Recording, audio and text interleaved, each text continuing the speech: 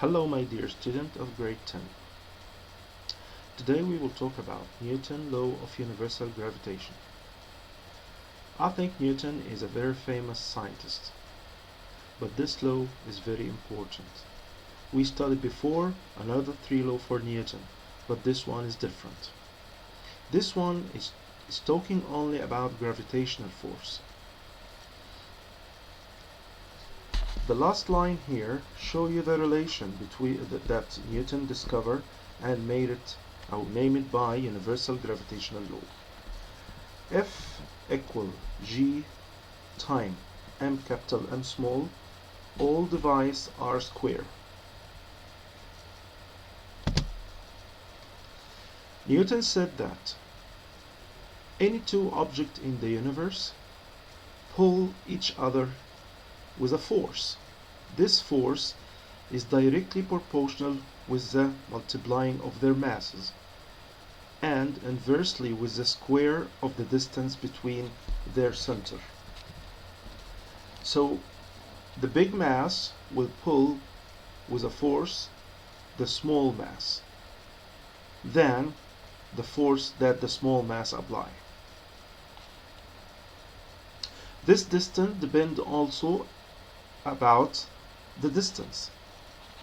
As you see, if I'm talking about this is the Earth and this is the Moon, the force between Sun and Earth is not the same as the force between Moon and Earth, depending on the distance between their center. The bigger distance, the smaller force.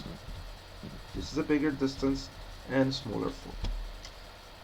So, according to what Newton said, there is a force between any two objects, between two balls, between satellite and Earth, even between me and another player.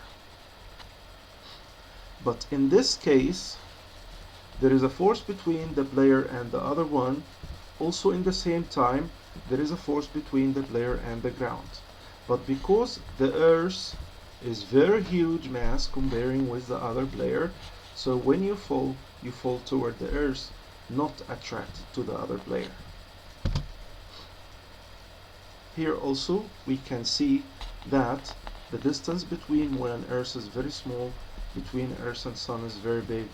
Due to that, the force between Moon and Earth is bigger. This is a relation of the law. F equals G m1, m2 or m capital M small over r square. F is the gravitational force between any two objects. G is the constant, which is called universal gravitational constant. m1 and m2 the mass of the two objects. R square is the square of the distance between their centers.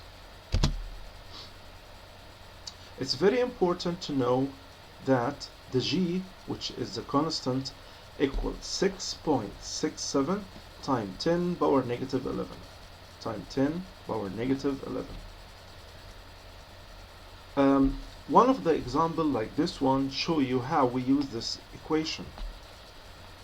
What is the acceleration of gravity on Earth? If the G equals 6.67 times 10 power negative 11 and the mass of Earth is 5.98 times 10 power 24 and the radius of Earth is 6,400 times 10 power of 3 meter, the gravity acceleration is 6.67.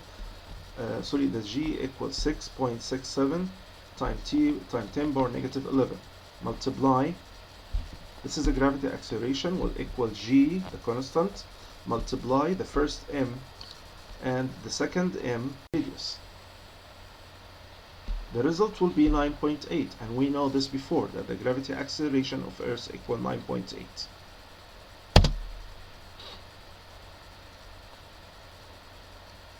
You can use it to find the mass of Earth. Now let's try to find the mass of Mars. G equals 3.5 on the surface. Radius of Mars is 3390 kilometer or 3390 times 10 power of 3 meter. The G constant is 6.67 times 10 power negative 11. Let's differentiate between G constant and G of gravity acceleration. This is capital letter and the other was small. Okay, now we have 3.5, the gravity acceleration of the Mars equal G capital multiply the mass of Mars divide r square. In this case, we uh, we said that we have object with 1 kilogram on the surface of Mars. So this is how to calculate the gravity acceleration or the force of Mars on this object. So m times 1 is not written because the other object mass is 1. Now the relation here give you, we can conclude from it the mass of the Mars. Okay, mass of Mars will equal this shape. Now I want you to conclude something very important. It's a very important question, we always have it here in this part. What are the units of the universal gravitational constant? What are the equivalent units for the gravity constant, universal gravitational constant? And what's its dimension formula? Try this by yourself, and next time we will answer this question. Thank you for your time.